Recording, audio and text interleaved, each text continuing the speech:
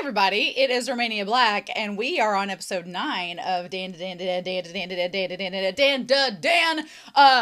getting into the final act, which is crazy because we still haven't figured out. Look, I don't think we're going to calm Evil Eye down completely this season. I just don't. I had hopes for it at the beginning, but I think, no, I don't think it's going to be a thing. I have ideas of what could happen, but it really depends on how this episode goes down, of how this battle between Okarun and Evil Eye goes.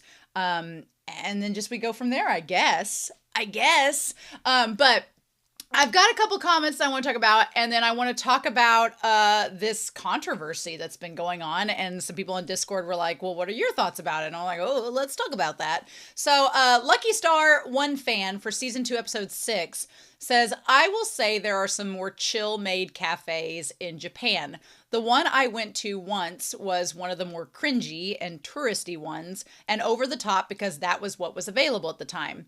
It was still fun for the most part, but I definitely would have preferred the more chill ones. So I'm glad that Momo works at a more chill cafe because she would have been overstimulated at a touristy made cafe. Actually, I think Momo would fit more in a tsundere cafe, but I don't know if those still exist. A tsundere cafe sounds like we have in the US some restaurants where they insult you, like one's called Dick's Last Resort. That's the one that's kind of popular in the Midwest. And it's basically the staff there are intentionally rude to you. They write names on hats and put them on your head. They call you names. They're rude. I don't personally like that experience. I would be like, I feel like it would be a weird experience, but some people like it. Some people think it's hilarious, and you do you. More power to you. I'm not gonna, what's the phrase that the kids are saying? I'm not gonna yuck your yum. That's how I feel about the Evil Eye. I've had a lot of people in the Discord talk about how they really like Evil Eye as a character. Look, I'm not here to yuck your yum. If you like him, cool. Just understand that not everybody has to like the same characters that you like, and he's not my favorite. And so that's just how it is. But maybe I'm open-minded to having be enlightened as the series goes on, but I want the series to enlighten me. So we'll see how that goes. But yeah, a tsundere cafe, I think I would actually kind of like. That might be interesting to see, right? Somebody just be like, here's your food. I don't want it. That would be kind of fun. Momo would have a good time with that. And then Alexander Q for episode 7 says, I need to say something. While I don't think the Evil Eye appearing was entirely Ira's fault, as she didn't spill the boba intentionally, I think she is responsible for having a cold drink on her persona. That's a really good point. Yeah, they know cold drinks are like an instant trigger. So just having one nonchalantly there is kind of like just, putting your hand near the lion's mouth and just hoping nothing happens. We know that Ira would rather not be here. She expressed that clearly last episode. She's doing this for Okarun. So I can understand her not taking things too seriously and disregarding the danger of having a cold drink on her. But I think she realized how serious things are, and I think that at least a little bit, that's why she goes after Okarun. But I could be reading too much into her personality on that one. No, I think that's very likely. I do think she felt, especially after talking with Momo, a little bit of guilt about what happened. And Momo is just like, she's chill. She'll just brush it off like it's nothing. And she does that with literally everything. But I feel that Ira did feel some responsibility. So her and Okarun have both felt kind of like they need to step it up. And so I felt like last episode, episode 8, was like a way for them to do that. And they were successful in that, I feel. So that's cool.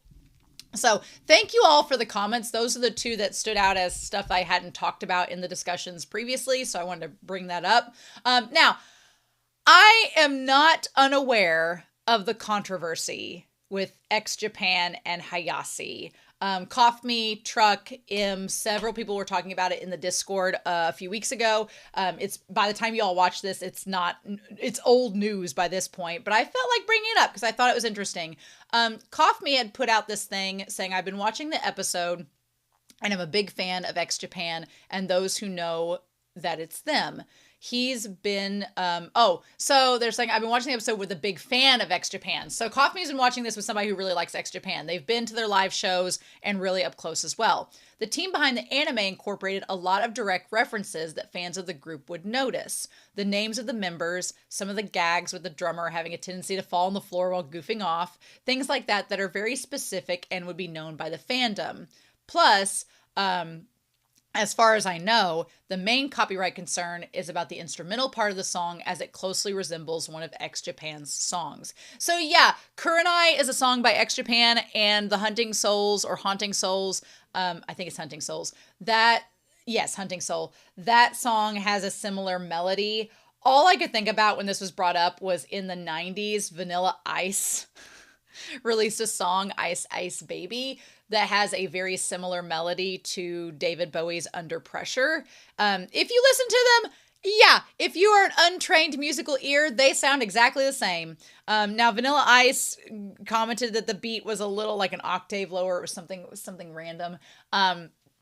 That it was. And so I think Vanilla Ice, I can't remember if they won that lawsuit or lost it, but I mean, both songs, I don't ever think somebody looks at Vanilla Ice's Ice Ice Baby and goes, they copied David Bowie's Under Pressure. They are very different songs. They just happen to have a melody, a beat that sounds similar.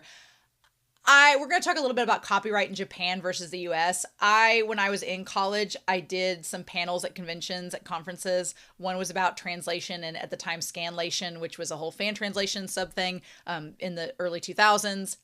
Different story for a different day.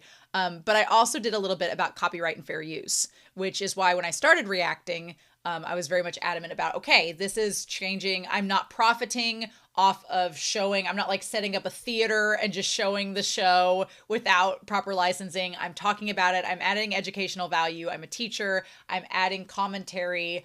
I'm talking about there's things I've parodied with it. Like it is within the gray area of fair use. And I stand by that. But in Japan, copyright and fair use is a lot different. And so it's a lot more strict in Japan. They don't consider parody as a form of fair use, which is wild to me, honestly, because it's changing the meaning of it. It's deriving something different out of it. But after hearing this initial part, I went and listened to Kurenai and I listened to Hunting Soul. They do sound similar, but I talked about this in the Discord. When I first heard Hunting Soul, I did not think of X Japan because I'm not from Japan. I've never heard of the band before until people pointed it out. But I will say, X Japan, y'all ain't original. You came out in the 80s. I could have named like 5 European Western bands that had the same look, the giant hair, the giant makeup, the rock sound. Like in the 80s were so prevalent with rock bands following this very theatrical look and style and sound. And sure, they don't all sound the same, but they all sounded kind of similar and they all had a similar look. And you could say that they're all very different and there's no telling what came first. And all of them are referencing things historically that were from centuries prior to them. They're just establishing and evaluating and changing them, making them their own. So this is all to say that I find it a little petty that a band is like, oh, the song, and I know it's not X Japan, it's their producers, it's their lawyers, it's all of that. I'm not doing any allegations against the band or slandering them, but I am saying for their studio, for their producers, I, in my personal opinion, think it's a little petty. That I'm like, oh, really? This anime that has this one riff that's paying homage to your band, you're going to say that it's copyright infringement? I was like, really? That's cringy. And to use the words the kids use, I'm like, that's a little cringy. But, you know, it goes on beyond this. It says, what happened behind the scenes, the record label wasn't happy about the band not decrying or publicly denying the infringement, so they did a 180. It looks messy and kind of contradictory. So then I went to there was an anime Reddit thing that said DanDaDan's Hunting Soul was removed from any Japanese streaming sources due to copyright infringement claims from the popular Japanese metal band X Japan and their lead singer Yoshiki. Now, this song is still available in the US. I can still look it up. I also use like a European VPN sometimes to watch certain shows, and it's still available even if I have the European VPN on. It's just in Japan where you can't watch it, which is sucks for you all. It says, following the release of DanDaDan anime episode Hunting Soul, Yoshiki expressed surprise at the song's resemblance to their past work, tagging the accounts of relevant parties, such as the anime streaming service, and asking his fans for their thoughts. Now, I have thoughts about that. One, I talked about in the Discord, but the manga's been out for a while. And Truck did make a point of saying, well, the band may not have seen the manga. And I'm like, yeah, that just shows like it feels that adds to me a little bit of the pettiness because it's been out, like the homage to the band has been in the manga for years. But since it wasn't as popular or as monetary, y'all didn't care. But now that people are streaming the song and the show is getting recognition and you're not getting monetary value from it, then you care. And I know bands are businesses. They've got to do things. They've got to protect their IP. They've got to do that. I get it. It just, from a standpoint of a casual viewer, it looks a little weird that instead of, I talked about this in the Discord. If someone did an homage to me and had me as a character in a show, my first thing wouldn't have been to be like, is that infringing?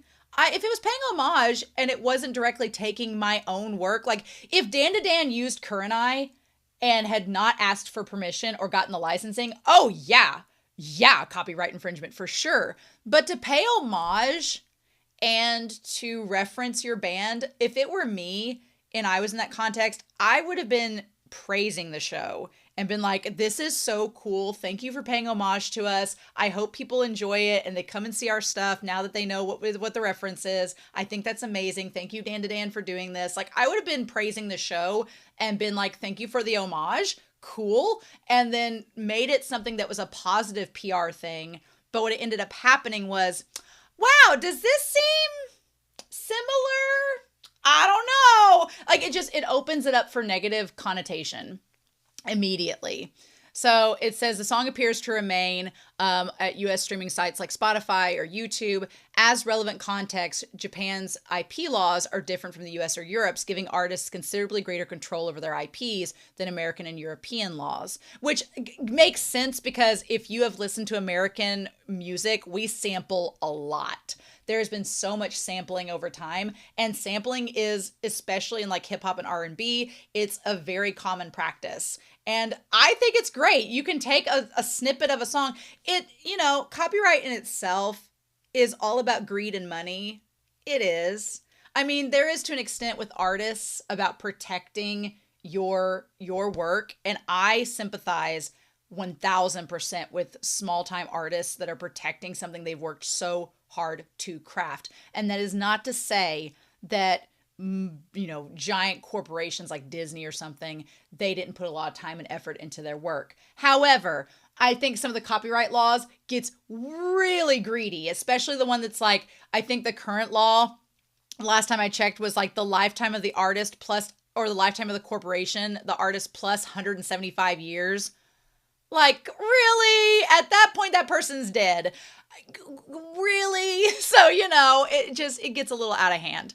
And sometimes, like Disney, for example, I used to help out with plays. If they see you even use a logo on a school play that's copyright material, they'll shut down your play like that. And I'm like, really? So it can get a little bit out of hand a little bit quickly. But I definitely recognize the importance for small time artists and people that are not giant billion-dollar corporations and bands too. I understand you want to protect your stuff, but it's like at the end of the day, music all comes from similar sources and you can only do so many different chords in so many different ways. And influence is such a gray area. It all can easily sound similar without meaning to be. So it just, I don't know. It's a big, complicated, big old rigmarole.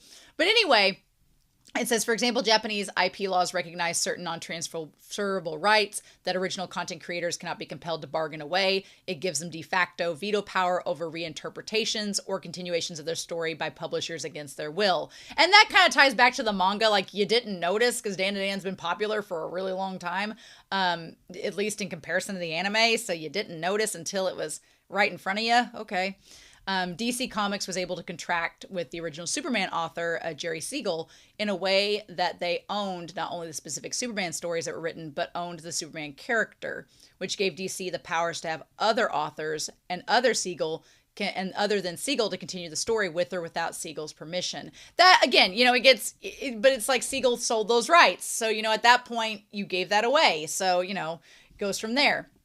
By contrast, in Japanese IP laws, Akira Toriyama, for example, and his heir absolutely control Goku's character, insofar as possessing absolute veto right to prevent unauthorized spin-offs or new works of art by Jump Comics. Jump Comics can literally only continue such a series with the permission of the holder of unalienable IP rights, and if they say so, no Jump has the ability to override such a claim, nor could they have contracted different with Toriyama at the outset. And again, that ties back to the idea of what DanDaDan has done, because again, that makes sense. And I'm all for an artist protecting their IP that way. Like if you own that property and you've worked on that character and that's your baby, then yeah, keep it from a corporation stealing it, 1000%.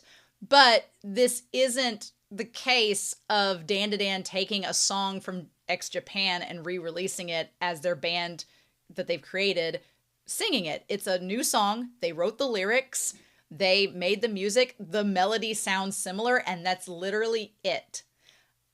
And yeah, you can say, well, they're paying homage to the band by having the characters look exactly like them. But again, I didn't even know X Japan, and I thought they were like playing off of Kiss and other 80s bands in Europe and America. So like, is X Japan going to sue Kiss? I doubt that, because how could you? So it's a lot of gray area. This is why Japanese manga tend to cycle through IPs rapidly, with only a handful of series getting repeated installments and even fewer series having multiple authors, unlike American comics where this is a very common thing. Yeah, in America, how many Superman renditions have there been? So many, because you sell a character and different people can write it. Like, it's crazy. It's so different.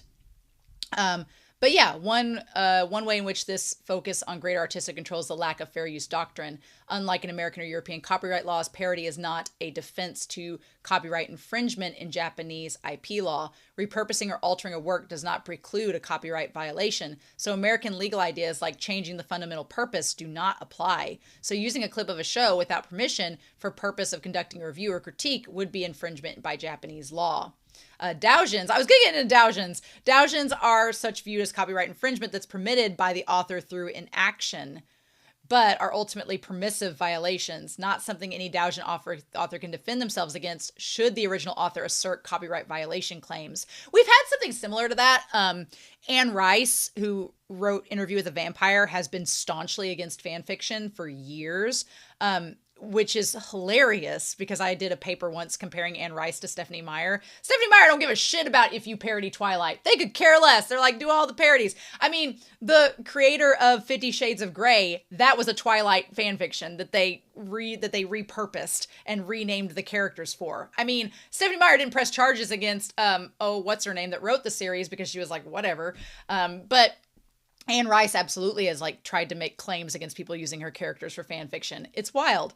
But yeah, again, I don't think that DanDaDan, it's going to get into this. It says, which circles back to the DanDaDan music issue. I suspect the reason why this is happening in Japan, but there has not been similar takedown of the song in the US, is reflective of very different copyright laws. If the music composer of DanDaDan, Kensuke Ushio, used some musical elements from Japan X's songs, such an action is far less likely to be problematic in the US IP legal system, where repurposing musical elements for a vastly different context may be considered fair use in a form of parody. Such actions might still be copyright violation in the US, but you would have considerable range of stronger defenses. But in Japan, if X Japan can show Ushio used identical chord progressions or musical elements lifted directly from any of their songs, there's a much stronger claim of IP violations under Japanese IP laws.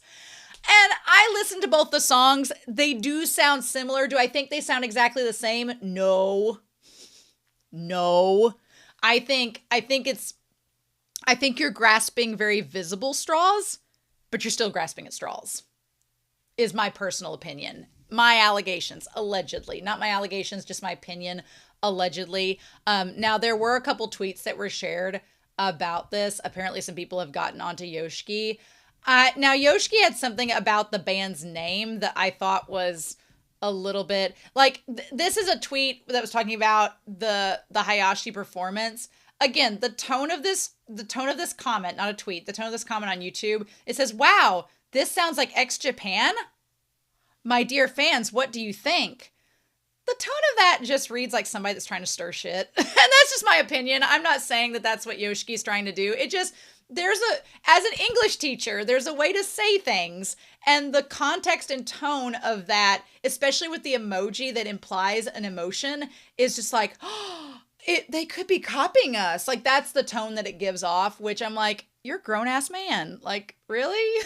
Really? I feel like Violet Chachki, really, bitch, is like my tone. But then someone noted that Yoshiki regarded the band's name. Now, there is a story behind the band's name, and he is alleging in some of his tweets that have been since taken down, he posted about Hayase. He posted, and this is quote unquote, and this is a horrible context, and I do really feel a lot of empathy and sympathy for Yoshiki on this, so I do want to preface that, but said, and this is taken verbatim from their own tweet, "Is this my last name? My father's name, who took his own life. Copyright and likenesses rights are being handled by various companies, so I leave it to them. Should we talk about this directly?" Again, I don't know if a public context is where you should bring up questions like this. Also, and I think what's happened to his father is horrible, and I'm so sorry that's happened to him. I'm so sorry you have to go through it. I cannot understand. I don't know. I cannot tell you all for sure if Yoshiki is processing grief this way. Grief is not a fixed timeline, and I could understand feeling really upset if you thought this. But again, two things. One, this band name was thought of by the mangaka years and years ago. So just now talking about it, I don't think Yoshiki is considering the timeline because it had a source. This isn't an anime original series. This isn't an anime original series. It's based off a manga that came out prior.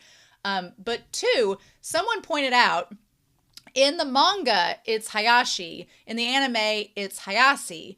I don't know if there's any meaning behind the Hayase notation, but if they had stuck with Hayashi and discussed it beforehand, maybe Yoshiki wouldn't have felt hurt. But they also noted, and this is important too, someone else pointed out that the name translation means it's talking about like a form of exorcism and a form of like spirituality that connects directly to the manga and to what they're doing in the moment. So my personal opinion is I think Yoshiki is misunderstood. I think they're taking it as, oh, they're parodying something that's personal to me, which is valid emotions. But I think they're misunderstanding and not realizing the context of the manga. I don't even know if Yoshiki reads DanDaDan. He probably hasn't even seen what the manga's about. He just assumes that it's making fun of something that's really tragic, and I don't think that's the case. I'm fascinated by this whole incident because it feels like a modern day Vanilla Ice versus David Bowie. That's what it comes across to me, and I find it fascinating. I personally understand the band, if the song is verbatim taking from their own song, I definitely think that's valid, the claims that they've made. My personal opinion is, one, I don't think that the band did. I think it's different enough, both in lyrics and in sound. And I think if you're getting down to like hyper analyzing chord progressions, then we're getting a little too into this. That's my opinion. And two, I do think the tone Yoshiki has used in their tweets to address it come across in not a good light. I don't think they paint them in a good light. And it's really tragic because I feel bad for Japanese fans because this is an incredible piece of animation, an incredible piece of music, an incredible scene that now this country where the show originates from can't see it because this band, rather than being like, wow, that was awesome homage. Cool. Thanks for doing that. Come see our show and see us perform like that if you like this type of music. Rather than be a positive spin on this and helping themselves, I think it's going to hurt them in the long run. I really do. Maybe it won't. I could be very much wrong. But I know that it left a sour taste in my mouth reading it. And I was like, I'm not going to listen to X Japan. Because, like, you're going to be this way and be kind of petty about this? Okay. No, thank you. I'll go listen to Hunting Soul and move on. So that's the view I had from it, which is sad because I'm sure they have some great music. But I don't think I can support somebody that's getting on like that. That leaves a bad taste in my mouth. But it's fascinating, and I'm sure there's some X Japan fans that are all in agreement with them, and that's totally valid. It's just a shame. It's a shame. It comes down to that whole doujin argument. Like, if a mangaka wanted to get onto somebody making a doujinshi, sure, but I'd say most of the time they don't, because they're just like... And usually the people that read the doujinshi are people, there is an argument to make with that. Usually doujinshis, if you're reading those, you have been a fan of the original series and you've probably purchased and paid ownership to the original creator and supported the official release, and the doujinshis are supplemental. There is something to be said, in all fairness to X Japan, that if you were watching DanDaDan, you may not have heard of X Japan, and so it wasn't like you were supporting the original band before hearing Hunting Soul. So to play devil's advocate, that does make sense. But again, it's such a tricky situation. I find it fascinating. I don't have a staunch stance one way or another. I just think it's a shame that Japanese fans, that I'm sitting here, I can look up Hunting Soul, the music video, and watch it anytime I want to, and they can't. And that sucks for them. But what can you do? I've talked way too long about this. I've talked for a damn 25 minutes about this, but thank you all so much for listening to my TED Talk about things I don't know about. But anyway, I'm super excited. I hope you all are as well. We're not going to waste any more time. We're going to get started with DanDaDan, episode 21, technically episode 9 of season 2. And we're going to do that here in 3, 2, 1, and let's go.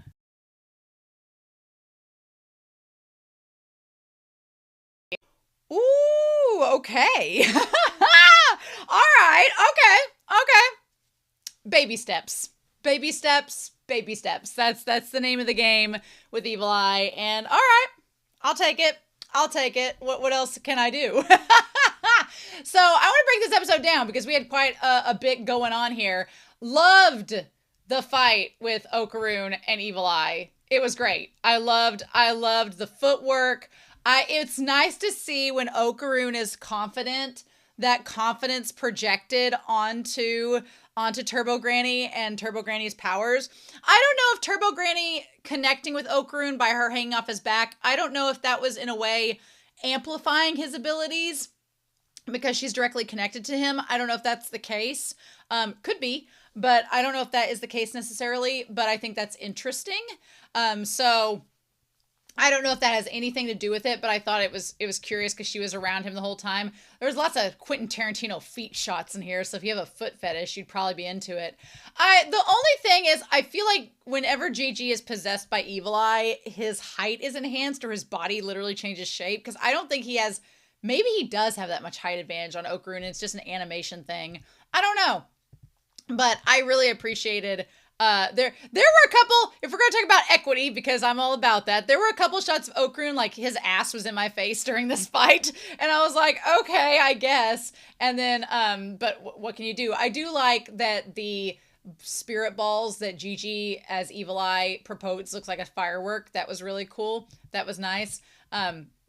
But yeah, the fight was really well done. And I liked that Okarun using his feet, like my mom always called them like monkey toes because they could like grab things like a monkey and use them to do things. Okarun very much has that to be able to punch him in the face. The red and green, the purple and red, really nicely done. Loved that.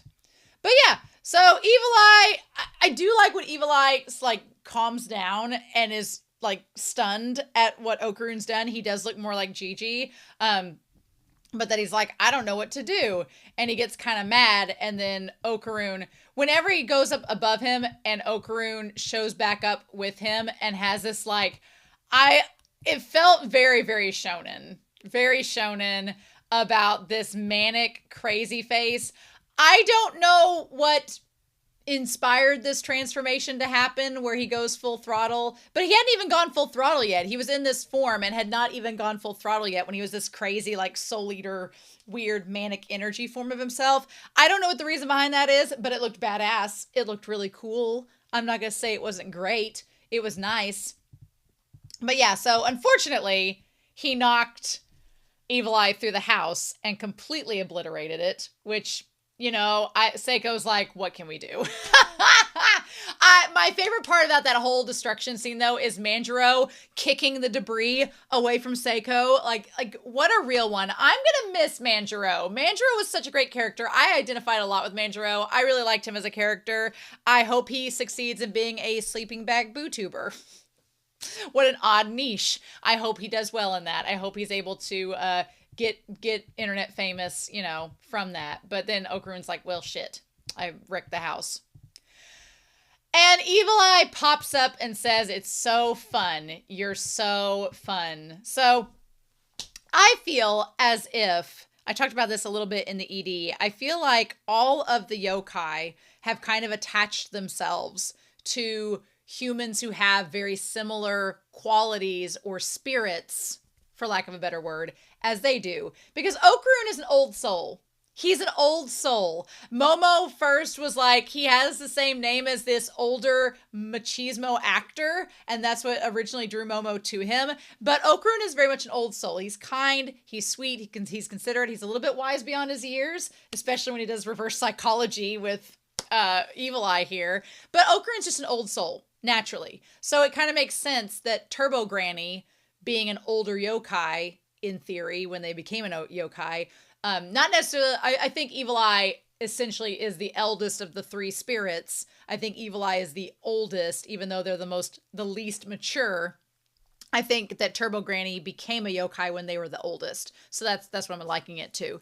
Then you have Ira, who's right in the middle. And Silky was like a woman in her 30s. So when she became a yokai. So she's kind of an older, more mature than Evil Eye in essence, but is kind of like in the in-between, right? And is kind of like sassy. Ira's sassy, so it kind of fits out. And then Evil Eye is literally an infant baby. And look, Gigi's not a baby, not an infant, but Evil Eye is the most kind of simple in their construct mentally, and Gigi, of the four of them, is the most simple in his construct mentally, so they kind of match up together. But he's like, "You are so fun." He's like, "I've never had so much fun." Now, of course, Okarun talks about his version of fun being hurting people, which is not fun. But he's like, "What is that, guys of yours? Hurry up and transform." And Okarun's like, "No, you're not going to tell me what to do." And so Momo's like, "Well, what do we do?" And he's like, "Don't intervene." And Momo's like, "Well, but," and Seiko says, "If we intervene, that means that we exorcise him. What are you going to do? And Turbo Granny's like, "Do you want the others to help out?" And Okarun's like, "No, I got this."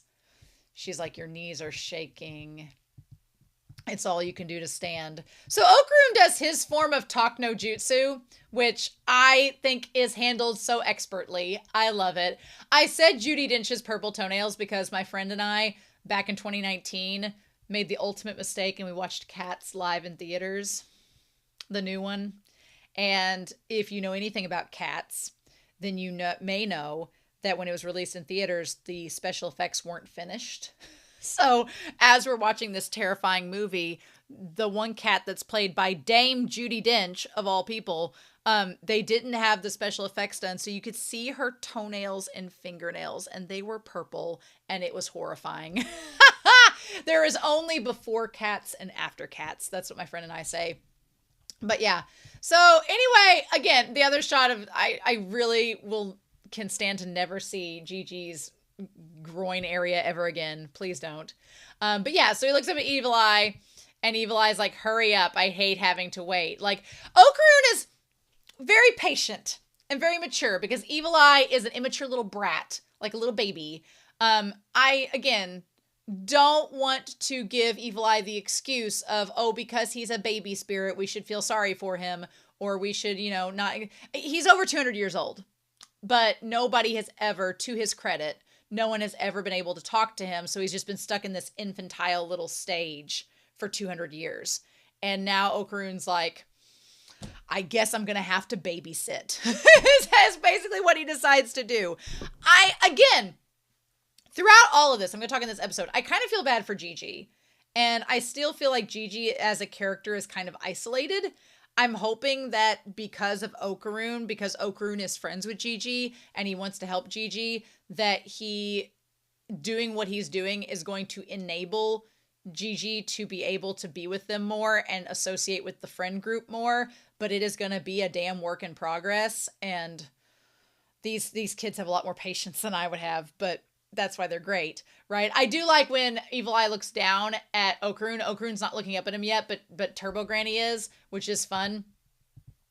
And then he's like, "No, I don't want to bully weaklings," which is great. I love Okarun saying that. He's like, "No." He's like, "You're being a bully. You're weak. I'm not going to give you the time of day. You can't beat me. So we just figured that out. And so I love he uses this moment to talk no jutsu and say, I am not going to fight you anymore till you get stronger. And we all know as the audience that he's going to get stronger, right? But Okarun is using this as he's so smart in this moment because he knows the evil eye is kind of dumb and a baby. And he's like, I'm going to take that to my advantage. And he's like, no. This one buys time for Gigi to get stronger, which his parents are helping, which we're going to talk about. I'm like, oh my God. But it's going to let Gigi have time to get stronger, to handle Evil Eye more. It's going to calm Evil Eye down because that needs to happen. And it's going to give Okarun a chance to get stronger, but also to help keep things in check and to feel like he has taking some responsibility. And I love when he's like, weak, instead of being strong. He's like, I wouldn't mind taking you on if you became stronger. And he's like, well, then I will become stronger. And he's like, if you're going to fight, I want you to only fight me.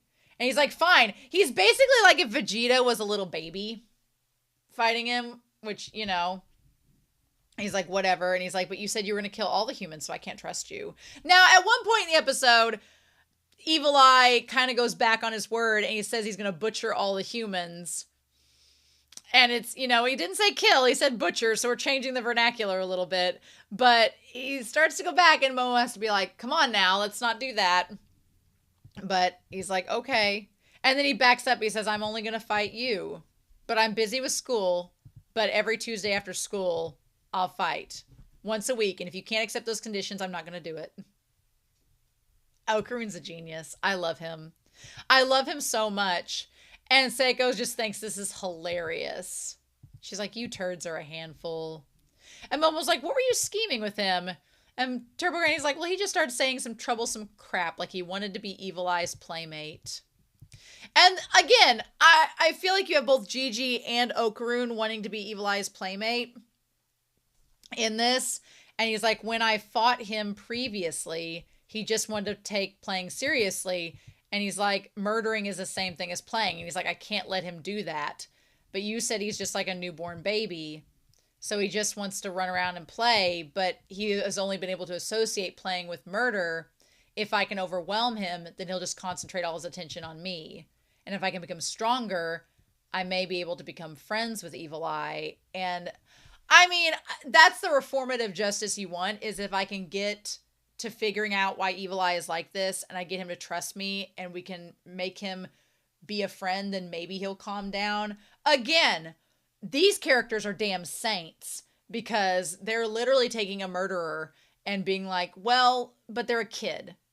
So let's try to get on their level and convince them that they don't have to be the way that they are, which I'm all for it. I am all for restorative justice. I'm all for it. It's a nice allegory to like juvenile justice and things like that, even though most juveniles that are in prison are between the ages of like 8 and 16, which is still crazy to think about. And this is literally a toddler in comparison mentally.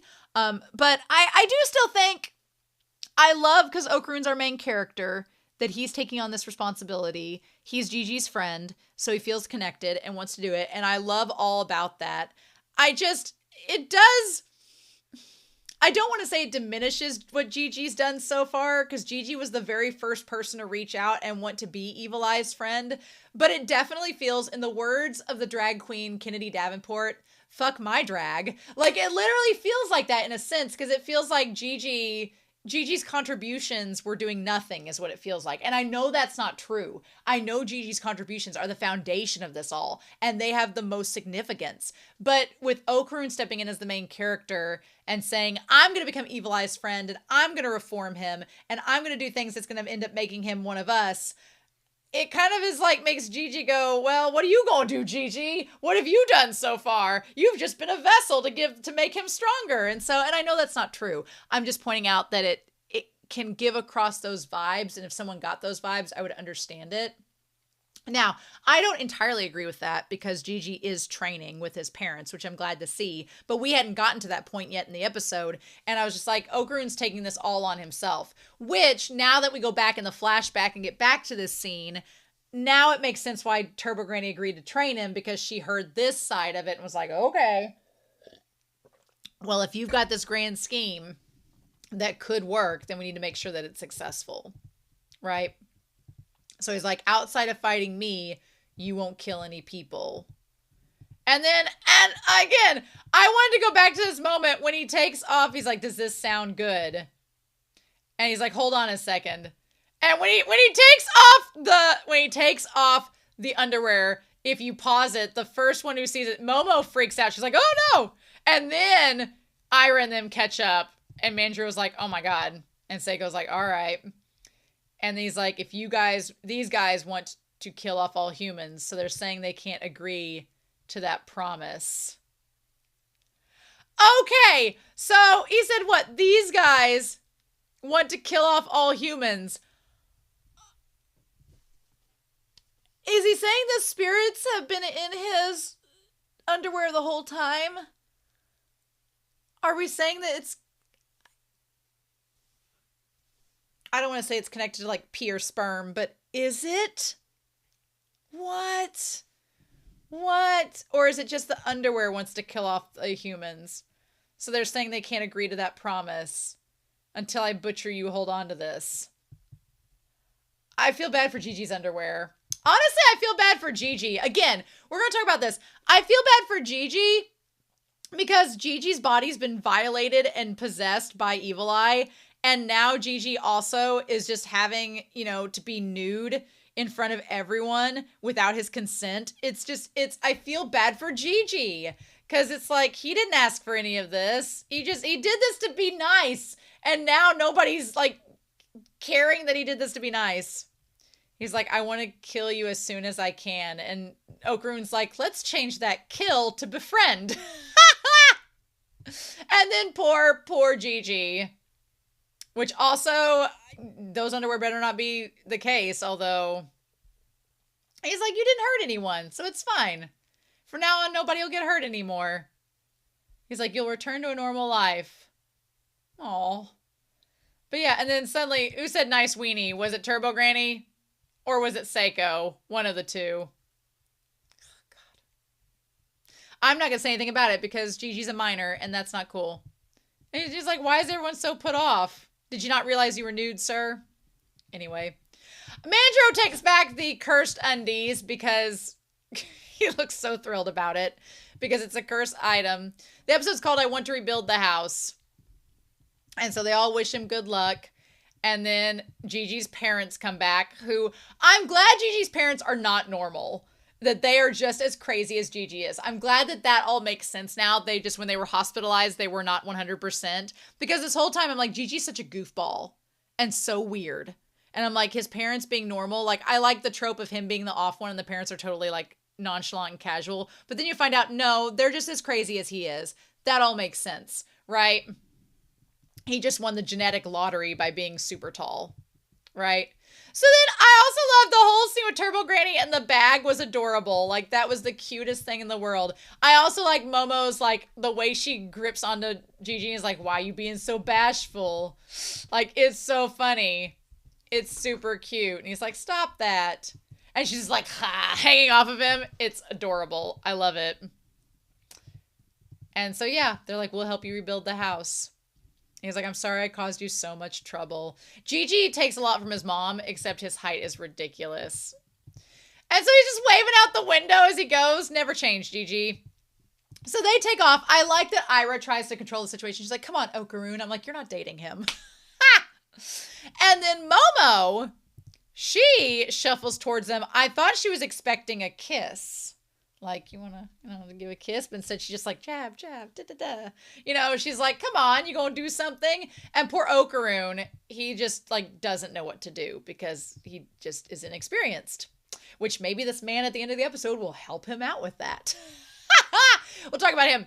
But I like Ira and Momo fight and call each other skank and swine. But then they're both like, see you later. Like, they're just like tsundere friends. They're such frenemies, and I love it. I love how Ira and Momo's relationship has developed.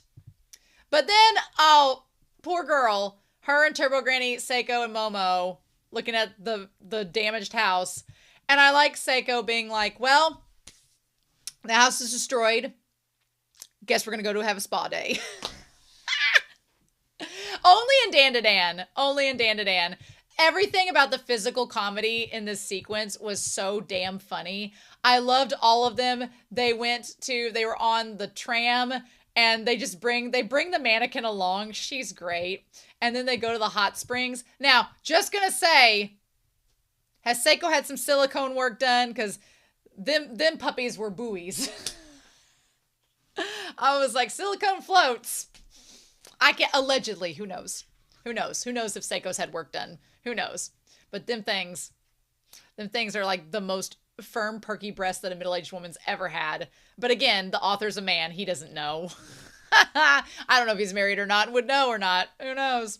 So, but anyway, I do love them in the spa chairs, and just the mundane humor of it all is so cute. I love it to pieces. And then I love Turbo Granny. It's just like she's passed out in Momo's hoodie. It's the cutest thing. And she's carrying the mannequin back. And now Seiko makes the point of being like, she's like, well, we don't really have a lot of money left. But she clearly has reserves or some means of, I think she had something in the works to rebuild the house. Momo gets, if there's any tsundere-ness in Momo, she gets it from Seiko. 1000%. Because Seiko is tsundere granny for sure.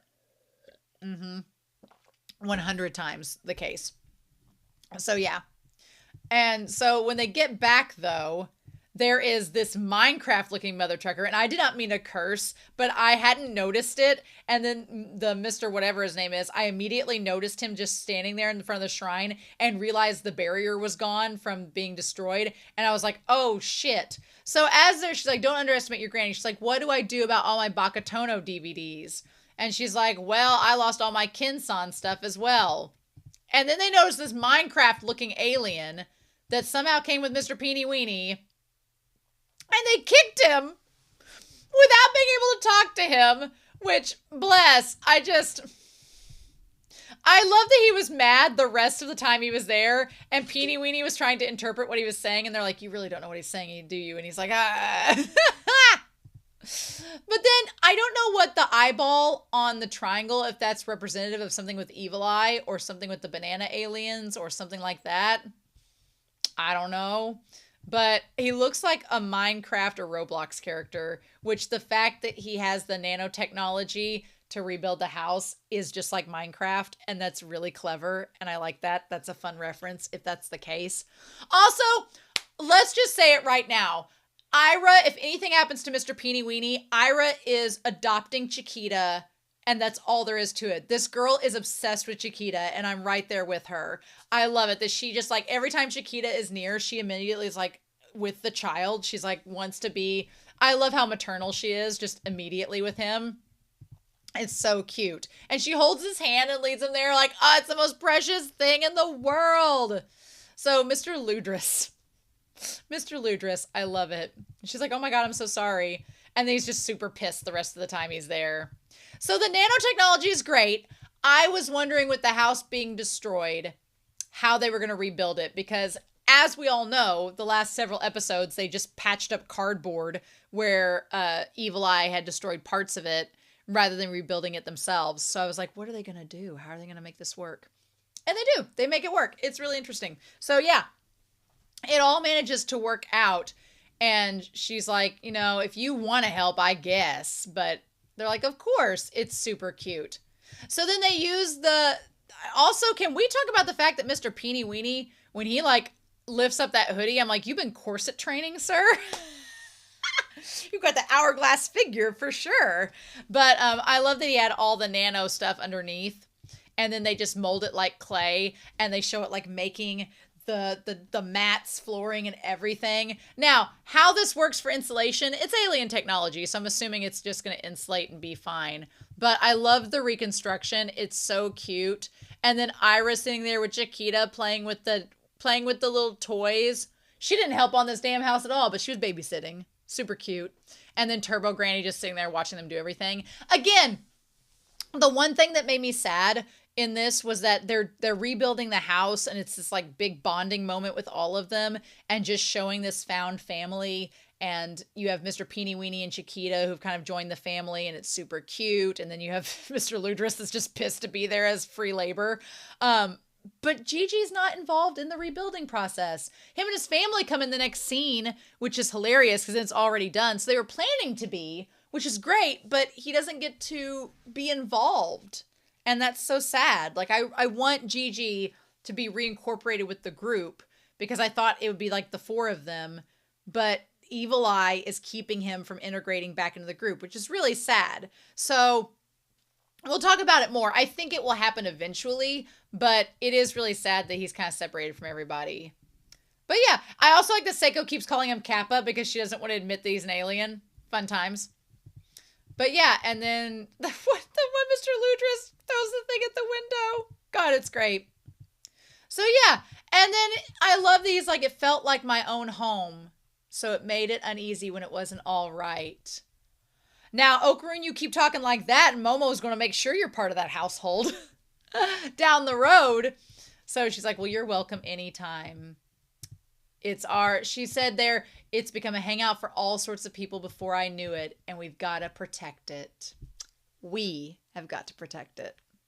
And she's like, you're welcome anytime. And I love that. I just love, there is obviously in her mind a romantic connotation of wanting to be with him romantically, but it's also said in the platonic friend way of like, you can come hang out. We're friends, right? Ah, love it. Love it, love it, love it. It's so good. Right. So they all leave and she's like, man, and God, we have Gigi's parents with the lumber and everything, and she's making him like run behind the truck. What was this girl's soccer training like with him? I love the dad is super chill. And he's like, hold on, honey, don't get too crazy. And she's like, make him keep up. I love it. His parents being kind of weird explains everything. And I live for it. But also, damn, Gigi's parents, she's like, you're slow, Jin. I love Gigi's mom. She's amazing. I love it. And Gigi's like, it's dangerous, Mom, if you poke your head out the window, which he does every time. It's hilarious. I love it. So the entire NG household has come to rebuild the house.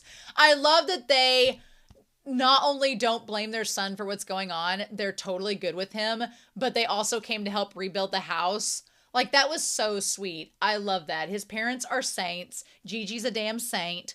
Like, they're the nicest people, and I love it. Like, it's not broken anymore. And I like that Momo's like, shh, Grandma's sleeping. Super cute.